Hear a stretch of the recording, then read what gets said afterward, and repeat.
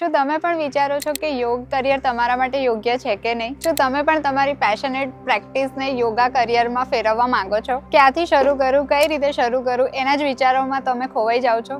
તો આજનો વિડીયો તમારા માટે છે. તો આજે આપણે જોઈશું કેટલાક પ્રોસ અને કોન્સ, અને કેટલાક સવાલો હું પણ તમને પૂછીશ જે તમારે પોતાની સેલ્ફને પૂછવાના છે કે આ કરિયર તમારા માટે યુઝફુલ છે કે નહીં. સો ચાલો શરૂ કરીએ.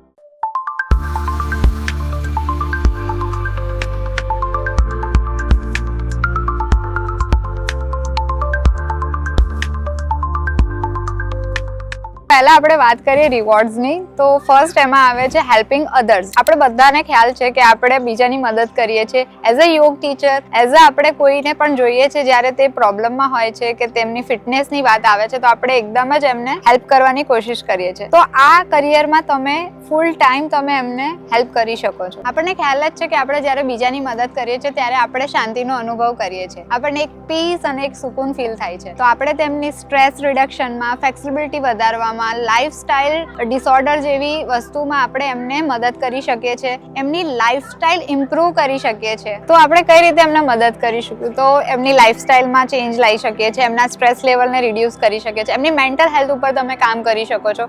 તો આ રીતે તમે બીજાને મદદ કરી શકો છો એઝ અ યોગ ટીચર. અને બીજાને હેલ્પ કરીને આપણે પોતાની જાતને કેટલું સુખદ અનુભવી શકીએ છીએ એ આ જ કરિયરમાં આપણને ખબર પડે. તો સેકન્ડ છે ફ્લેક્સિબિલિટી. તો ફ્લેક્સિબિલિટીની વાત અહીંયા આપણે ટાઈમ મેનેજમેન્ટ સાથે કરીએ છીએ કે એઝ અ યોગ ટીચર તમે ટાઈમમાં તમે કોઈ પણ ફ્લેક્સિબિલિટી રાખી શકો છો. તમે મોર્નિંગના ક્લાસ લઈ શકો છો, તમે સાંજના ક્લાસ લઈ શકો છો. ઇફ તમારા ક્લાયન્ટ અગર ઇન્ડિયાની બહારના છે તો તમે બપોરે પણ અહીંયા એઝ અ ઇન્ડિયન ટાઈમ ઝોનમાં રહીને કામ કરી શકો છો. તો ઇટ્સ અપ ટુ યુ કે તમે કયા ટાઈમ પર વર્ક કરવા માંગો છો. સો થર્ડ છે કમ્યુનિટી બિલ્ડિંગ. તો તમને ખ્યાલ જ છે કે અહીંયા લાઇટ માઇન્ડેડ પીપલ સાથે તમે ભળી શકો છો, તમે એમની મદદ કરી શકો છો અને એમના થ્રુ તમે પોતાનો પણ સ્ટ્રેસ લેવલ ઓછો કરી શકો છો. આજના ટાઈમમાં બહુ જ જરૂરી છે કે તમે સ્ટ્રેસ ફ્રી રહો, શાંતિનો અનુભવ કરો. તો મને નથી લાગતું કે બીજા કોઈ કરિયરમાં આ ઓપ્શન તમને મળશે. તો ફોર્થ છે ગ્લોબલ ઓપોર્ચ્યુનિટી. જેમ કે આપણને ખબર જ છે કે આપણે ઇન્ટરનેશનલ યોગ ડે ઉજવ્યા બાદ યોગની ડિમાન્ડ ગ્લોબલી બહુ બધી વધી ગઈ છે. તો તમને પણ એ ઓપોર્ચ્યુનિટી મેળવી શકો છો. તો હવે વાત કરીએ આપણે ચેલેન્જિંગ્સની. તો ચેલેન્જમાં ફર્સ્ટ છે ફાઇનાન્શિયલ ઇન્સ્ટેબિલિટી. આપણને ખ્યાલ જ છે કે જ્યારે તમે યોગામાં એઝ અ ફ્રીલાન્સર કે એઝ અ યોગ બિઝનેસ કરો છો ત્યારે ઇન્કમની સ્ટેબિલિટી નથી હોતી. એક ઇન્કમ સેટઅપ કરવા માટે સમય લાગે છે અને કેટલાક લોકો તો 2-3 વર્ષ આવતા કરિયર જ છોડી દે છે.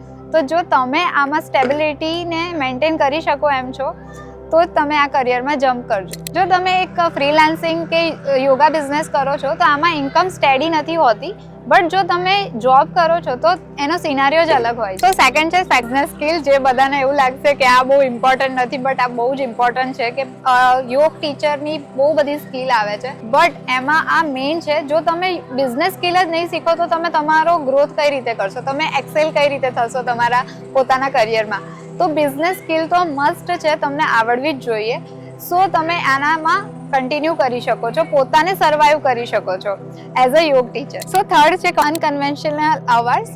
તો તમારે જ્યારે યુએસએ કે યુકેના ક્લાયન્ટ્સ લેશો ત્યારે ઇન્ડિયન ટાઈમ મેચ કરવા માટે તમારે એ લોકોના ક્લાસ કાં તો અર્લી મોર્નિંગે લેવા પડશે કાં તો લેટ નાઇટ સુધી લેવા પડશે. ઇફ તમે ઓકે છો આ વસ્તુથી તો તમે જમ્પ કરી શકો છો યોગ કરિયરમાં. સો હવે કેટલાક ક્વેશ્ચન જોઈશું જે તમારે તમારી સેલ્ફને પૂછવાના છે યોગા કરિયરને ચૂઝ કરતા પહેલા. તો ફર્સ્ટ આવે છે કે શું તમે તમારા લો ડેઝમાં પણ તમારા 100% આપી શકશો યોગ કરિયરમાં? સેકન્ડ, તમે તમારી ફાઇનાન્શિયલ ઇનસ્ટેબિલિટીમાં પણ યોગ કરિયરને મેનેજ કરી શકશો? થર્ડ છે કે શું તમે ધૈર્ય રાખી શકશો તમારા સ્લો લર્નર સ્ટુડન્ટ સાથે? સો મારી એડવાઇસ એ જ રહેશે કે તમે આ બધા જ ક્વેશ્ચન તમે તમારી સેલ્ફને પૂછો. તમારી કન્ડિશન, તમારી સિચ્યુએશન અકોર્ડિંગ તમે તમારું સેલ્ફ ડિસિઝન લો અને પછી જ આ કરિયરમાં તમે જમ્પ કરો. આઈ હોપ આ વિડીયોથી તમને તમારા યોગ કરિયર ચૂઝ કરવા માટે માર્ગદર્શન મળ્યું હશે. તમે પણ ઘર બેઠા યોગ ટીચર બનવા માંગતા હોય તો આ નંબર ઉપર કોલ કરો અને રજીસ્ટર કરો પોતાની સેલ્ફ. મળીએ નેક્સ્ટ વિડીયોમાં.